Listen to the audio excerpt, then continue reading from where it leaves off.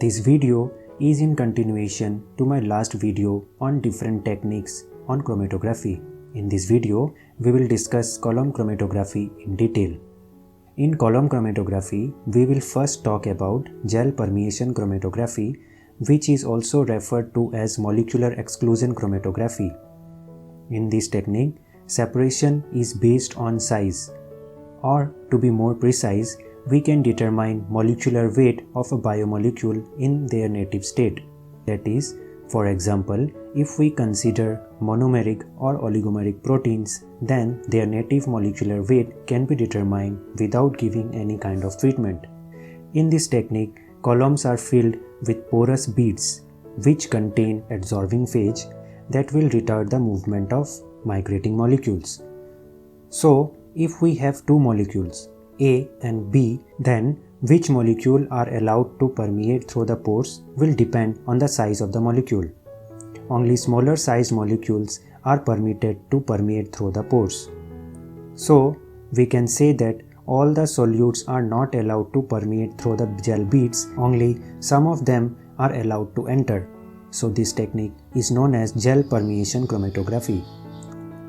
Now, the molecules which are excluded will travel from the space between gel beads along the column. As there are two ways of movement of solute particles, a question arises: which will travel faster, molecules with larger size or with smaller size? Yes, larger size molecule will travel faster as compared to smaller sized molecules, because the molecules which enter the gel beads will get absorbed. So we can say that 100 kD protein will travel faster than 50 kD and followed by 25 kD protein when the mobile phage is allowed to flow through the column. But instead of using porous gel beads, if we use a porous gel matrix, as in the case of agarose or polyacrylamide gel electrophoresis, then all molecules have to enter through the pores and there is no other alternative way. So, small molecule will travel faster and the order is reversed. First band is 25 kD, then 50 kD, and finally at last we get 100 kD protein band. Now, as in the case of paper chromatography, we have used RF value. In this method, we use RV, retention volume. For this, we will need to collect each ml of mobile phage in a separate tube and check if there is any protein or any other biomolecule in that tube. So after some time, we get some protein in say tube number 5. Then how to check if this tube contain protein?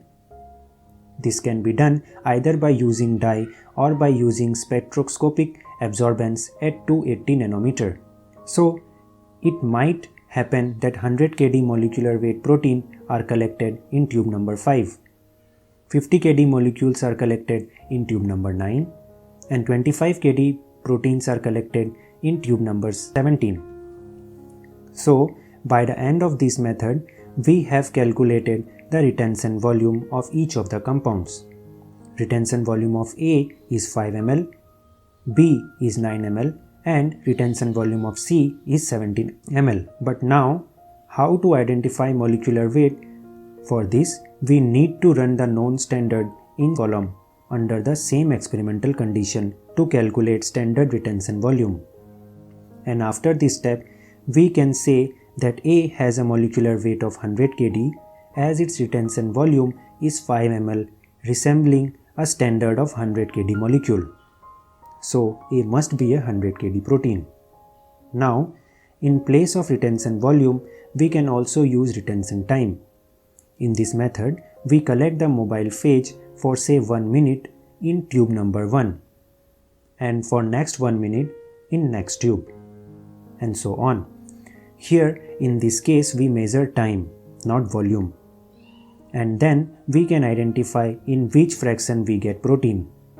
So now if we get a graph like this and we are asked to identify each of these peaks, if the peak contain 100 kD, 50 kD or 25 kD protein, then what is the correct location of peaks?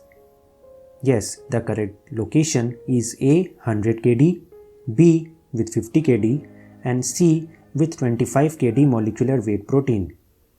Now we will discuss ion exchange chromatography, in which separation is based on charge, and since charge is a variable parameter, it is better and more accurate to use isoelectric point. So, if the pH is below isoelectric point, then there will be positive charge on molecule, and when pH is above isoelectric point, then same molecule will have negative charge. And when we are looking to the beads that are used in the ion exchange chromatography, we observe that it bears positive or negative charge. If the column contains negative charge beads, then positive charge molecule will get retarded, and the negative charge molecules are allowed to flow freely with the mobile phase. This negatively charged beads will bind with positively charged molecule, and suppose if we add some other cationic molecule in higher concentration, then lower concentration cations are removed, and the cations with larger concentration will now bind to the beads. So we can say that one cation can be exchanged by other if the relative concentration of other cation is more, because electrostatic interaction is a weak interaction. Same phenomena is seen when there is competition between inhibitor and substrate to bind with the catalytic domain of an enzyme. So we can say that positively charged proteins can be replaced by sodium ion or say any kind of positively charged ions. Negatively charged beads are referred to as cation exchanger beads, while positively charged beads are referred to as anion exchanger beads. One of the example of cation exchanger beads is carboxymethyl cellulose or CM cellulose. So we can say that these beads are of cellulose, not porous, but cellulose are chemically coupled with carboxymethyl group, due to which there is a negative charge on these beads. Similar example of anion exchanger beads can be diethyl aminoethyl cellulose or DEAE cellulose. So again, the beads are of cellulose, but this time it is modified with amino group, due to which there is a positive charge on the beads. So suppose we have a mixture of proteins and isoelectric points are given. Then this mixture is loaded with a mobile phase with pH 7. If pH is 7, then this is lower than all 3 isoelectric points. This means all the protein will bear positive charge, but with different intensity. And if we try to elute the mobile phase from the column, then no protein will come out, as all the 3 proteins will interact with the negatively charged beads. And now, if we add 0.2 molar sodium ion, then which one will be displaced first? Yes, molecule A, which has lower positive charge, will get displaced, because due to lower positive charge, there is relatively weaker interaction as compared to other positively charged proteins. And next time, if we use 0.4 molar sodium ion in the mobile phase, then molecule B will be eluted.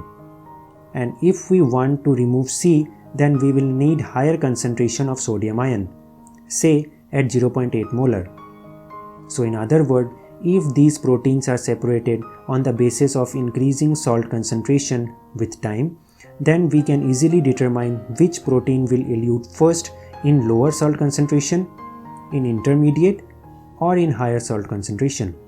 Now, another alternative way to separate these 3 proteins is to change the pH of the buffer itself. If we take a buffer of pH 7.9, then charge on A will be negative and that of B and C will be positive. So A will be eluted. Now, if we use a buffer of pH around 8.5, then B will be negatively charged, because pH is greater than the isoelectric point of B. But C will be positive, as pH is below isoelectric point of C. So protein B will be eluted. Now, this time we choose a buffer of pH say 10, then protein C will be eluted, as it will get detached from the beads. So instead of using salt gradient, we can also use pH gradient, because by varying the pH of the buffer, we can change the charge of the molecule. In the above two example, we have considered CM cellulose bead. But when we consider DEAE cellulose beads, then the separation pattern will get reversed.